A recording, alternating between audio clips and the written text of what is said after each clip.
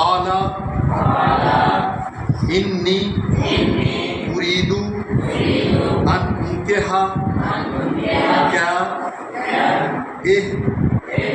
ابنتی ہاتین علی ان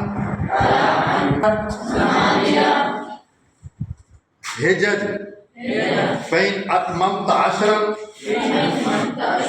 فمن عندك وما أريد أن أشق عليك ستجدني إن شاء الله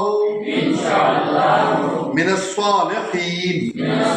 ہاں ایک تو انشاءاللہ کے بارے میں آپ کو بتانا ہے کہ یہ انشاءاللہ غلط ہے، یہ انشاءاللہ ٹھیک ہے قرآن کو مطابق. اور یہ اللہ کے ساتھ کیا ہے؟ مخصوص ہے، اگر اللہ نے چاہا تو. اور دوسرا پیغام کیا ہے؟ قصہ کی جمع قصص، ظالم کی جمع، یہ دو طریقے سے بنتا ہے جمع صالح، وارن لگانے سے، غیر نون لگانے سے. ظالم ظالمین، صالح کی جمع صالحین صالحون. اور اس میں پیغام کیا ہے کہ حضرت شعیب کہہ رہے ہیں میں چاہتا ہوں اپنی دو لڑکیوں میں سے ایک کا تم سے عقد کر دوں اور تو انشاءاللہ مجھے صالحین میں سے پائے گا، نیک لوگوں میں سے پائے گا. تو اس میں جو لیسن ہے وہ یہ ہے کہ لڑکا اپنے کردار کو اتنا بلند کرے کہ لڑکی والا جو ہے وہ کہے کہ میں بیٹے کو رشتہ دینا چاہتا ہوں.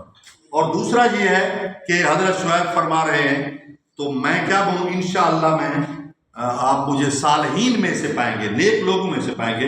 تو یہ بھی قرآن درس دے رہا ہے کہ رشتہ کہاں کرنا چاہیے؟ نیک لوگوں میں کرنا چاہیے، نیک گھر میں کرنا چاہیے، نیک مستور سے کرنا چاہیے. السلام علیکم ورحمۃ اللہ.